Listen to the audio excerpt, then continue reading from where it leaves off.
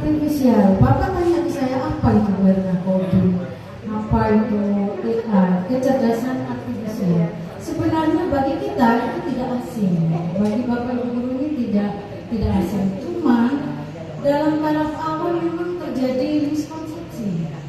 Bapak ibu guru bahkan saya pribadi menganggap benarkah ini akan diterapkan atau ya menjadi mapel di tahun ajaran 2025-2026 karena semenjak Bapak Menteri dilantik ya, beliau langsung mengikrarkan tentang coding ini, istilah coding langsung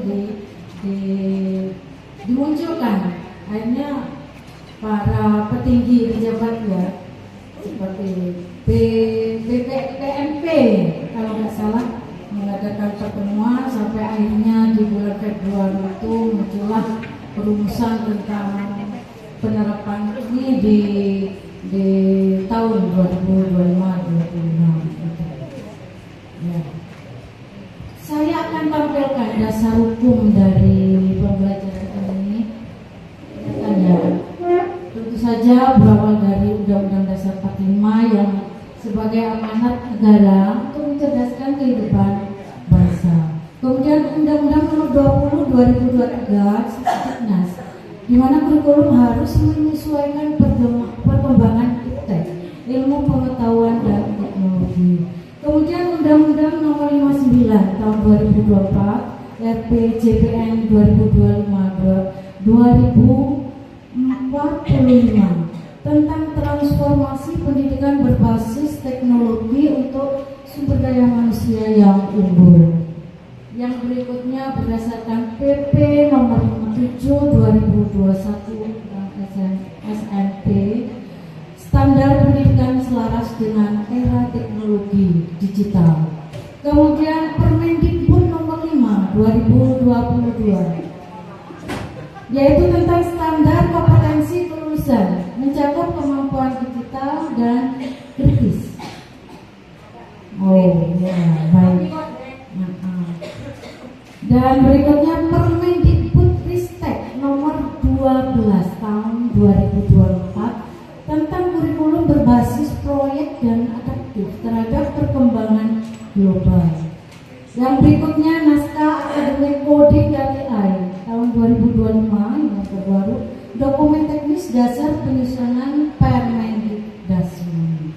Dan yang terakhir ini Permendikdasmen Nomor 13 2025 tentang mekanisme resmi implementasi mata pelajaran ilmu coding dan AI. Ini penyebutannya masih seperti ini, padahal sekarang sudah disepakati. Diharapkan Bapak Ibu guru semuanya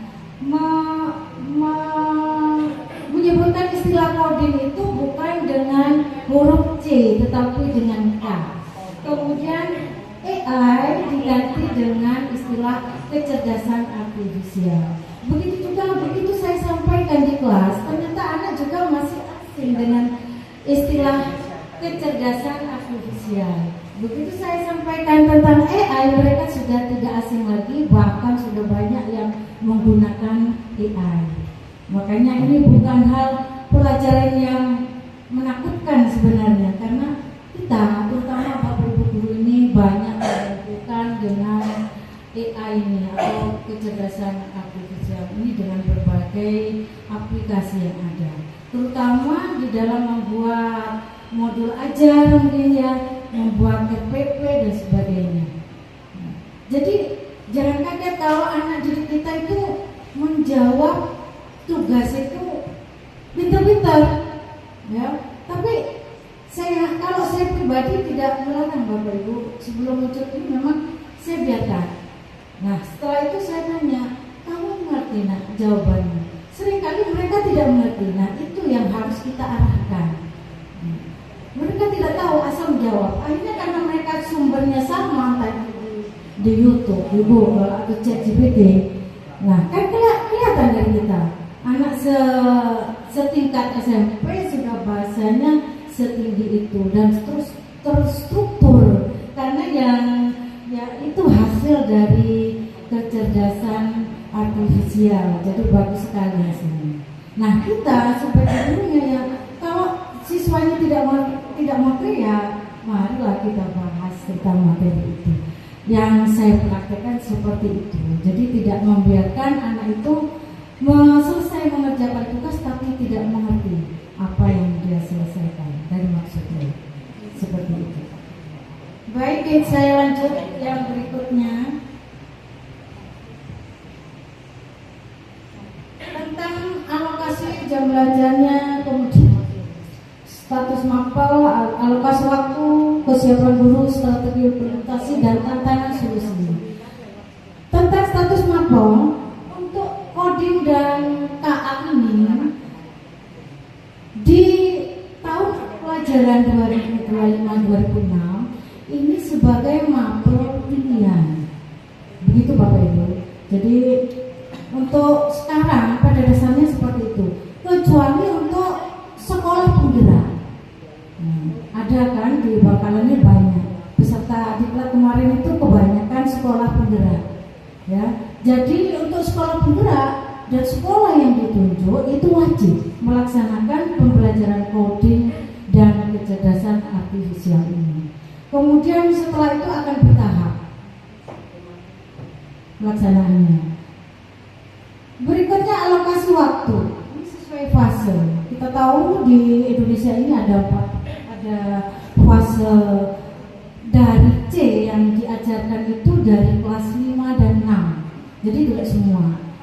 Itu pun yang diajarkan itu hanya cara berpikirnya, cara berpikir secara komputasional. Caranya berpikir, bukan dituntut untuk membuat coding, tidak. Ya. Jadi bagaimana caranya? Ada aplikasi coding yang berupa, kalau putranya Barnabur ini sudah meleset jauh ya langkahnya itu menggunakan aplikasi Scribe atau Pictoblock atau yang lainnya. Kalau di semester 4 ini terus terang di kelas 8, kelas 7 mungkin sudah mulai dilakukan pengenalan ya Bu Husnul. Kalau di kelas 8 sudah mulai saya walaupun masih meraba-raba sebelum pelajaran ini muncul ya, saya sudah mulai tentang pembelajaran sekolah ini ya. Kemudian di fase berikutnya, di fase D, di SMP dari sebelumnya di fase C itu hanya 1 jam pelajaran dalam seminggu. Kemudian kalau di SMP itu fase D dari kelas 7 sampai kelas 9 itu dalam seminggu 2 jam pelajaran. Untuk fase berikutnya fase E dan F ya, SMA dan SMK itu dari kelas 10 sampai kelas 12 itu bisa dari 3 sampai 4. Bisa dikondisikan seperti itu. Begitu Bapak Ibu. Kemudian kesiapan guru. Nah, kita tahu kesiapan guru ini kalau dibilang siapa, banyak yang tidak siap, banyak yang kaget, banyak yang takut sebenarnya. Kok bahasa daerah mau ngajar coding? Saya sendiri, apa iya sih? Saya sempat ngobrol dengan Bu Sumarni dulu. Saya bayangkan kalau terus terang saja, kalau saya itu bayangkan coding itu sintak-sintak yang rumit kalau zaman saya kan sudah tua ya. Kalau sekarang sudah tidak seperti itu, apalagi untuk tingkat SD maupun SMP. Jadi bahasa programnya itu sudah bahasa kelas tinggi yang mendekati bahasa manusia gitu. Jadi mudah dimengerti. Jadi jangan khawatir nanti harus tahu bahasa apa ya, bahasa asing mungkin, bahasa Jawa atau dan sebagainya, HTML atau ini Gusnol yang termudah. Kalau saya nggak belajar itu dulu. Kalau saya belajar bahasa kuno, bahasa Turbosi, bahasa Pascal, bahasa assembler, itu yang saya pelajari dulu. Jadi bayangan saya memang kaget juga coding kok ada di pelajaran di tingkat SD SMP gitu. Tapi untuk penerapan yang sebenarnya tentang bahasa pemrograman ini ada di tingkat fase E dan fase F. Jadi nanti di SMK terutama nanti diimplementasikan dengan sesuai dengan jurusannya. Kan ada RPL ya, RP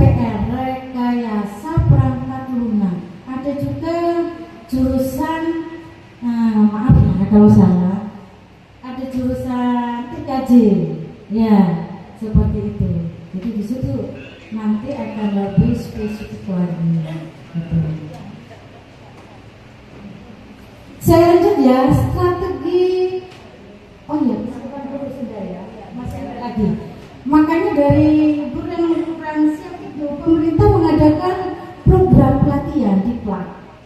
Diadakanlah di KLAK, termasuk yang saya diutus ke mengikuti di KLAK tersebut. Dan selain itu kan di kelas resmi yang diadakan oleh Pusdikta. Ya. Selain itu untuk guru-guru penggerak itu memang didahulukan karena sekolah penggerak itu wajib melaksanakan kurikulum atau pembelajaran coding dan KKA ini. Gitu ya. Kemudian strategi implementasinya.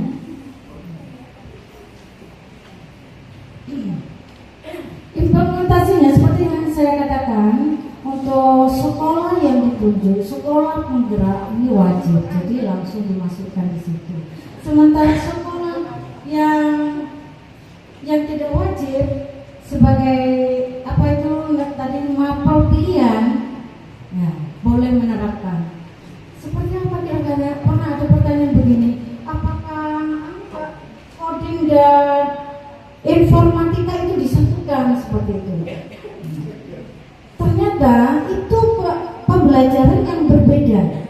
Jadi selain informatika sendiri ada pelajaran coding dan kecerdasan artifisial. Begitu Bapak Ibu, dan ini sudah rilis di Dapodik dan jamnya diakui, jangan khawatir. Tentang linearitasnya itu masih ada apa itu namanya ya. Insya Allah kedepannya akan baik. Begitu penjelasannya. Tapi yang jelas, siapa yang mengajar coding dan KA? Nah ini lagi. Bagi Bapak Ibu guru yang mengikuti pelatihan atau diklat, secara otomatis wajib, ya mampu bisa. Lah ini sebelum saya lanjut, yang mengikuti pelatihan atau diklat kemarin itu tidak hanya guru informatika, Bapak Ibu ya. Dan ternyata di Indonesia itu semacam itu. Memang kenyataannya guru informatika itu langka. Saya itu merindukan ada guru baru informatika. Ada satu pindah itu nangis saya. Karena sebab cuma saya yang hampir pensiun ini, nanti semoga secepatnya ada guru informatika yang benar-benar dari sarjana komputer. Begitu. Jadi yang sudah mengikuti diklat itu wajib menjadi guru KKA, coding dan kecerdasan artifisial. Lalu bagaimana guru yang lain? Bisa Bapak Ibu, ya. Saya katakan lagi, dalam peserta diklat kemarin yang ikut itu ada guru bader, ada guru agama. Dari SMP 5 itu guru agama. Ya. Ada guru IPA, ada guru IPS, jangan khawatir. Makanya pemerintah membolehkan guru apa saja basicnya. Kalau sekolah dulu kan diutamakan guru yang basic matematik atau ilmu sains. Tapi setelah diadakan diklat itu ternyata latar belakangnya dari mapel yang berbeda-beda. Seperti itu. Jadi semangat Bapak Ibu, pasti bisa, yakinlah. Ya. Saya percaya, apalagi yang muda seperti Bu Snuni, Bu Latifah, waktu ditanya sama kurikulum, wah mampu banget untuk tingkat SMP. Ya. Hah? Tapi rencananya kurikulumnya bilang tahun ajaran baru nanti ya, tahun ajaran genap. Enggak, tahun ajaran baru atau genap? Baru ya, tidak apa-apa sebenarnya, karena memang ini pelaksanaannya bertahap. Nah, kita kan bukan sekolah penggerak, ya kan? Jadi boleh, gitu. Tapi kalau ya mumpung masih tanya ya, mumpung masih lama, saya kira Bapak Ibu semua ini saya yakin sudah ikut pelatihan coding banyak, tidak hanya terbatas apa seperti yang sudah saya lakukan di kelas resmi dari Pusdik, gitu ya. Jadi banyak sebenarnya webinar bahkan ada itu, dan materinya persis Bapak Ibu, walaupun ya memang sebagian itu resmi. Ya. Sekarang tantangan dan solusinya, apa saja tantangannya? Ini Indonesia Raya permasalahannya, karena tidak semua sekolah akses internetnya bagus. SMP 4 khususnya, ya sebagai guru informatika, saya memang tidak menekankan anak menggunakan wifi. Ya. Terus terang, walaupun mungkin tidak semua dalam satu kelas itu, saya menganjurkan anak-anak tolong siapkan, ya belajar informatika kalian harus siap dengan paket data seperti itu ya. Karena ini salah satu tantangannya, internet tidak merata, kemudian ketersediaan perangkat. Sekali lagi SMP 4, karena di awal itu diminta data Bapak, diminta ke apa, saya minta ke Bu Sumarni, jadi dilaporkan memang apa saja yang ada di sini. Saya sebutkan berapa unit yang ada yang bisa dipakai, kemudian berapa laptop yang ada, saya sebutkan jumlahnya. Begitu juga LCD. Maaf Bapak, saya sampaikan LCD cuma satu. Terus terang baru minggu kemarin saya tahu LCD-nya itu ternyata sudah cantik lemarinya, isi LCD banyak. Akhirnya saya pakai. Gitu. Iya, ternyata sudah alhamdulillah sudah punya 8 LCD kembali. Ya Bapak Ibu silakan dipakai daripada rusak, karena itu alat elektronik. Kalau nggak dipakai ya cepat rusak nanti gitu. Jadi ketersediaan perangkat ini memang hampir se-Indonesia Raya juga. Ya, nggak usah jauh-jauh, SMP 4 juga sangat terbatas. Jadi walaupun solusinya bagaimana? Nah, SMP 4 labnya 1 Bapak. Ya, siswanya 23 rombel gitu ya. Tahun kemarin itu terus terang saya itu apa ya, sedih. Tapi di akhir-akhir saya katakan ke Bu Sumi, pokoknya walaupun hanya 1 anak harus masuk ke lab komputer. Ya, mereka harus tahu perangkatnya. Jangan sampai apa itu begitu ujian tidak tahu itu apa enter, apa itu spasi apa. Walaupun di HP di gawai mereka itu ada perbedaan sebenarnya. Gitu. Kemudian apa lagi ya? Sumber daya guru tadi. Sumber daya guru saya kira walaupun tantangannya termasuk tantangan, seperti yang saya uraikan tadi, tidak ada alasan Bapak Ibu guru tidak bersedia untuk mengajar coding dan KA. Dan ini sebenarnya menguntungkan loh. Ini diakui 2GB untuk SMP. Ya. Jadi untuk Bapak Ibu guru yang belum sertifikasi, segeralah mengajar itu. Sehingga nanti kalau sudah sertifikasi kan enak, tidak pusing lagi. Ini sebenarnya menurut saya pribadi termasuk salah satu pemecahan masalah, karena aturan sekarang itu guru tidak boleh mengampu atau bercabang ya, mengajar di sekolah lain. Nah, dengan kesempatan ini coba 2 jam dikalikan 23, lumayan kan untuk guru yang kekurangan jam. Saya sampaikan ke Bu Sumarni, tapi kita banyak jam loh. Iya, sekarang kita tidak tahu ke depannya. Bagaimanapun tambah banyak, alhamdulillah kalau seperti itu. Nah, betul banget 2-3 tahun lagi ya. Seperti itu. Oke, saya lanjut ya. Asik ya. Ngocehnya asik, maaf ya. Padahal ini sudah kering loh. Saya lirik-lirik kok gak ada air. Baik, saya akan jelaskan apa itu coding dan KA. Saya sudah kering. Coding itu proses yang kita artikan di sini ya. Bahasa cantiknya, proses menulis perintah kepada komputer dengan menggunakan bahasa pemrograman. Lah, begitu dengan bahasa pemrograman ini, kok kayaknya berat gitu ya. Menggunakan bahasa pemrograman agar komputer dapat menjalankan tugas tertentu. Jadi komputer itu kan benda ya. Siapa yang memberi perintah ya? Kita semua. Nah, dengan apa kita memberi perintahnya biar komputer itu mengerti? Ada bahasanya, bahasa pemrograman. Untuk SMP SD ini nanti akan digunakan seperti yang saya sebutkan tadi, seperti slide, kemudian Vectoblok, kemudian yang sederhana lagi juga Python, seperti itu. Untuk tingkat SMA itu bisa lebih dalam lagi, ya lebih luas lagi. Kemudian kecerdasan artifisial atau KA, yaitu teknologi yang memungkinkan mesin atau komputer untuk meniru cara berpikir dan belajar seperti manusia. Jadi mesinnya itu meniru kecerdasan manusia. Jadi kita itu lebih pintar loh Bapak Ibu dibandingkan AI itu. AI itu hasil dari kita membuatnya. Bagaimana? Dengan membuat atau memberikan instruksi atau perintah. Nah, yang namanya coding tadi, yang menjalankan siapa?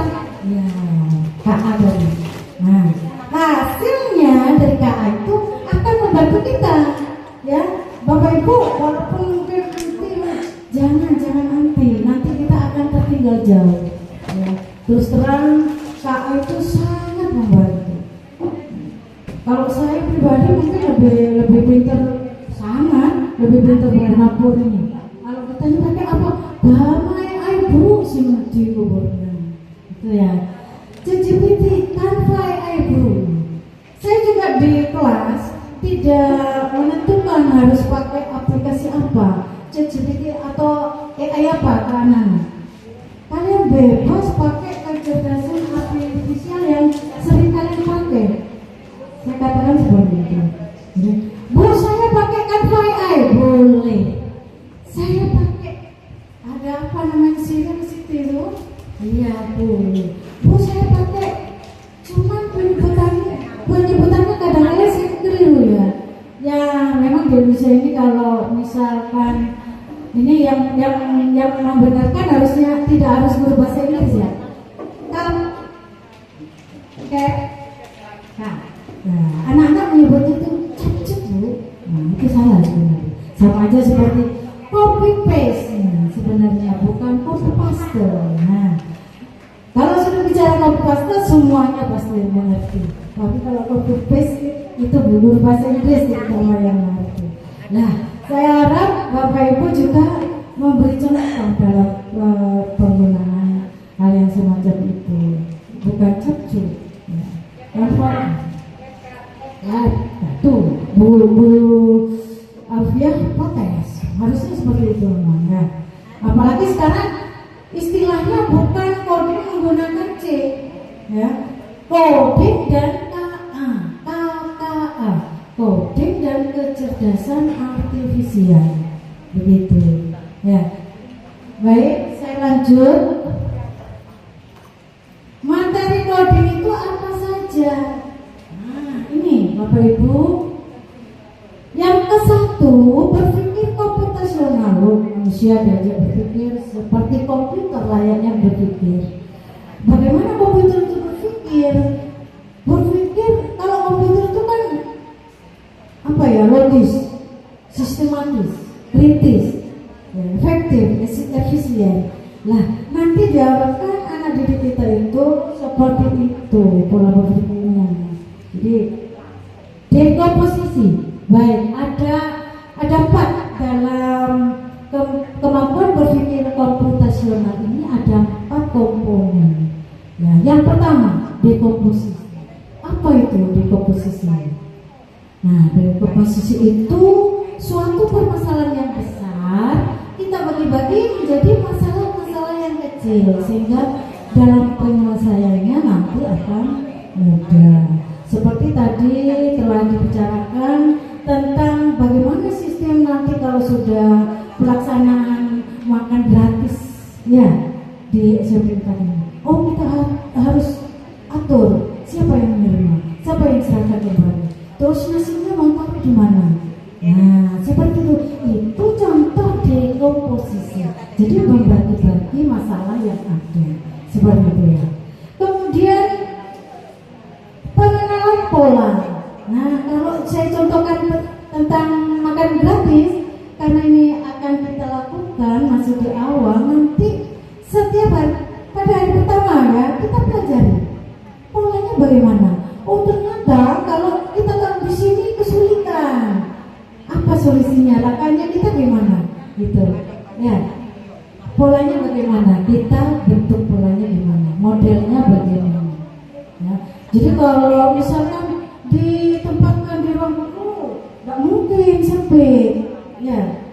Jadi kalau kita sudah tahu apa itu latar belakang sebelumnya, pengalaman sebelumnya, kita perbaiki polanya yang pas dan cocok.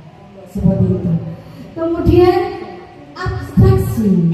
Nah, abstraksi ini fokus, ya, fokus pada yang dijadikan permasalahan, ya.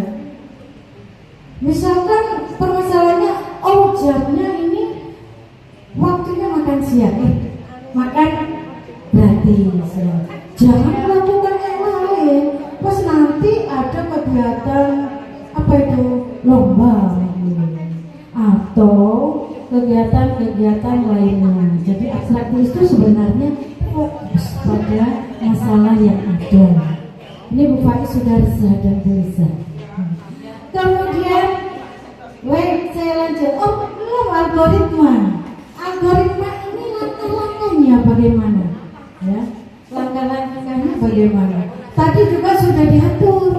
Tata caranya bagaimana? Katanya Bapak tadi. Nah, ini tugasnya Bapak Ibu semua ya. Sertifikat dan sebagainya. Jamnya berapa?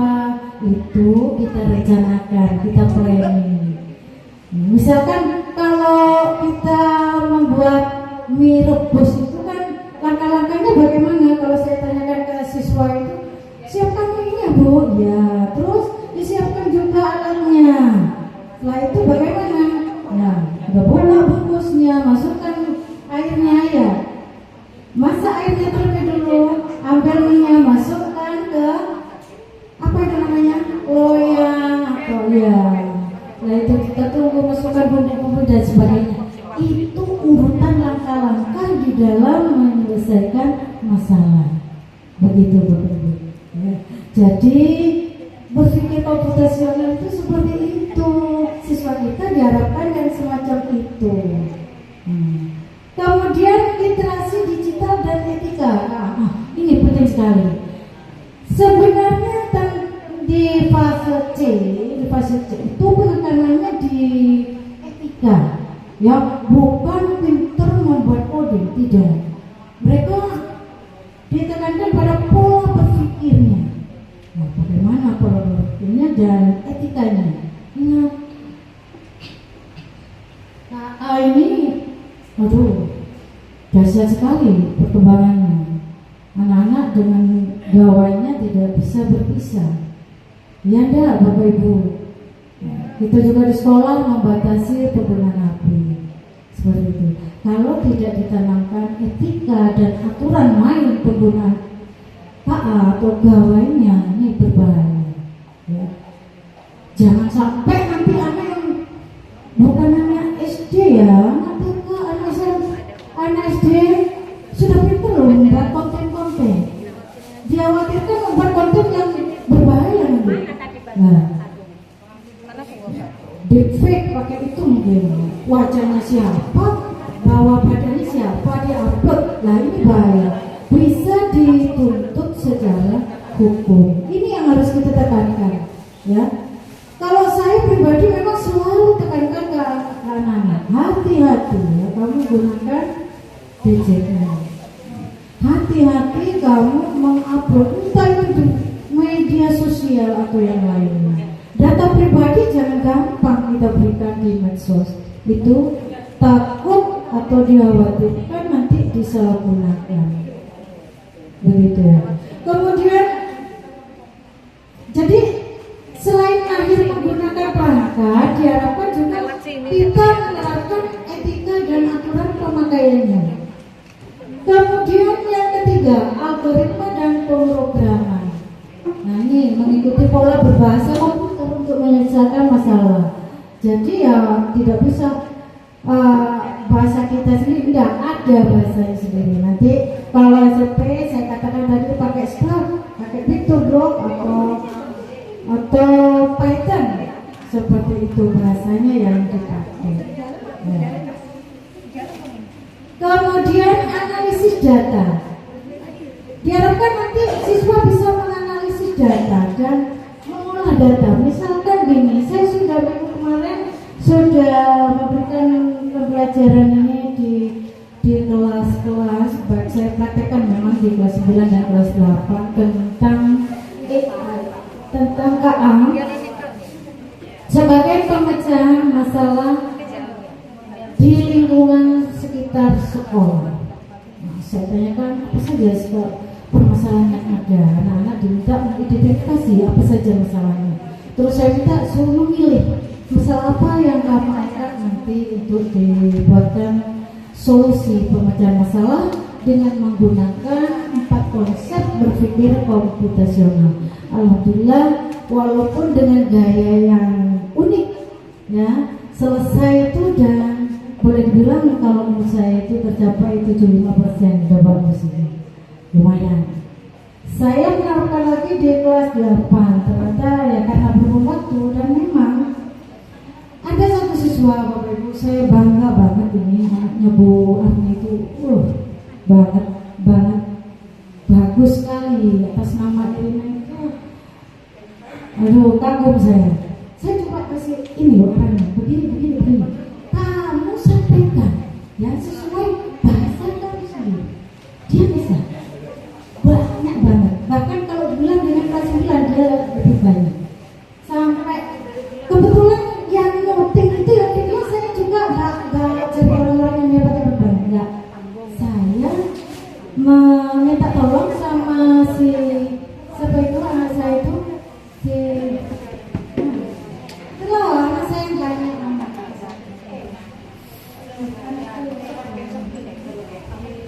anak itu yang baik itu loh. Nena sampai blank ya.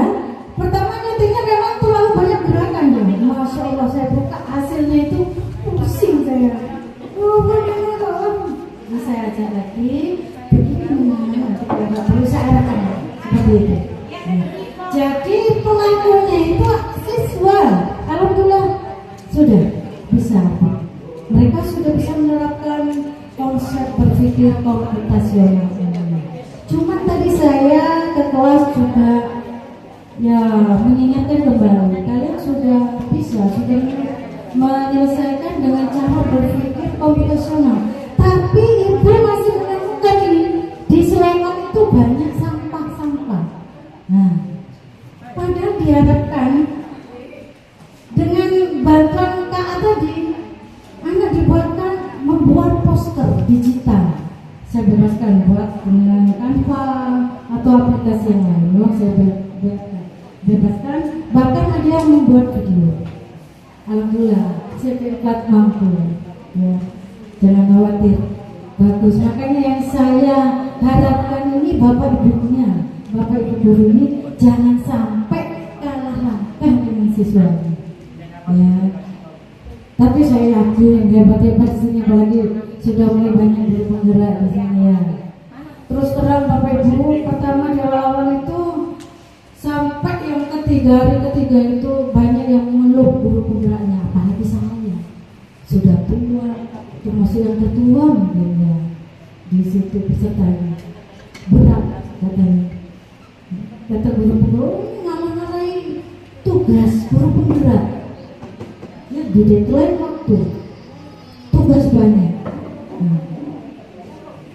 Dan mau izin Bapak nanti pelaksanaan on di semula itu dijadwalkan 28-29 tapi mundur karena banyak aktivitas di bulan Agustus ini, akhirnya dilaksanakan nanti pada tanggal 30 dan 31. Maaf, tadi saya sudah ngecek jadwalnya tidak bisa ditukar. Jadi mohon maaf Bapak Ibu, saya minta bantuannya untuk ditukar. Karena kebetulan hari Sabtu itu saya banyak jamnya 5 gitu. Jadi hari Sabtu dan Minggu saya all di SMA 3 Bangkalan. Masih melaksanakan, masih lanjut nanti September, Oktober, belum selesai. Semoga sebelum Bapak pensiun nanti masih tahu kabar saya ini, bagaimana hasil akhirnya. Yang jelas di LMS kita sudah mengupload hasil-hasil dari tugas yang diberikan, termasuk hari ini termasuk salah satu tugas yang harus diupload. Apakah sekolah tersebut melakukan pembiasan seperti itu? Jadi yang benar-benar diperlukan di dalam LMS. Sudah ya, saya lanjut lagi. Masih ingin lanjut? Iya kan, sudah jam 2? Iya. Oh, hampir selesai ternyata. Baik, metode pembelajaran KKA. Ini Unplug, plug, dan internet based learning. Bapak Ibu yang pasti ngerti ya. Sampai memang kebetulan kurang sehat saya. Unplug, ibaratnya listrik dan tanpa listrik gitu. Perangkat yang tidak menggunakan listrik daya. Belajar coding dan KA tanpa menggunakan komputer, ya, melalui permainan atau aktivitas sederhana. Cara ini membantu memahami konsep dasarnya dengan cara yang menyenangkan. Ini cocok sekali dengan apa Bu, mindful ya, seperti itu. Ya. Jadi bisa coding ini diajarkan secara unplug, tidak harus menggunakan perangkat, tidak harus menggunakan internet. Ya, di SD ini sudah banyak diterapkan. Tadi Bu Napo sudah cerita, Bu Caryani juga sudah cerita, ternyata Bu ini sudah menerima pembelajaran yang unplug tersebut. Jadi kita ajarkan lewat simbol-simbol. Ya, misalkan tentang binatang, tambahkan binatang-binatangnya. Ini termasuk binatang apa gitu ya. Ini misalkan di pelajaran IPA. Kemudian yang plug, ini perangkat yang menggunakan listrik, perlu daya listrik. Jadi belajar menggunakan perangkat digital untuk menulis kode dan mencoba program. Ini menggunakan metode ini melatih keterampilan langsung pemrograman. Ini perlu, selain perangkat, perlu daya listrik. Dan yang terakhir adalah sudah pasti internet based learning. Nah ini terus terang saya menerapkan yang ini, ya, diam-diam, walaupun seringkali Bapak mungkin menyampaikan di rapat, saya bukan guru yang main HP. Kalau saya main HP, Bapak mengajarnya memang saya jabati. Karena kalau kita mengandalkannya tidak mungkin. Jadi saya untuk siswa itu minta siswa, cobalah nak, itu saja paketan itu cuma 34, 35, kadang 25. Masa kalian tidak bisa buat paket data seperti itu? Saya sudah terapkan sekian tahun sudah. Walaupun ya kalau yang tidak memiliki ya saya minta bergabung dengan teman-temannya. Jadi tidak semua punya HP, apalagi pakai data. Begitu Bapak Ibu, sepertinya sudah habis ya. Ini sudah. Belum. Makasihnya belum muncul. Belajar KKA itu bukan hanya membuka jalan ke masa depan, tetapi harus diiringi dengan memperluas pemahaman tentang pentingnya privasi data dan etika. Ini penting banget. Jangan sampai dengan banyaknya KKA ini anak kita dengan mudahnya upload data di medsos dan sebagainya.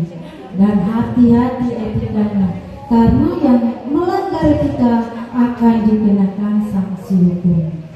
Dalam era informasi yang cepat tersebar dalam hitungan detik ya, hitungan detik Bapak Ibu.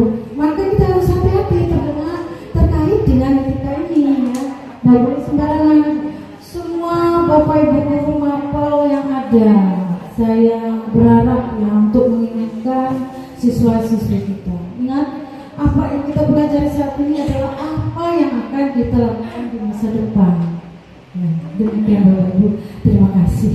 Saya kira sudah selesai. Assalamualaikum warahmatullahi wabarakatuh.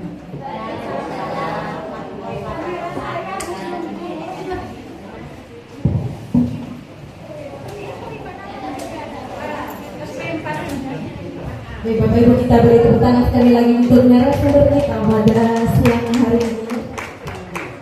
Baik, ini acara dengan acara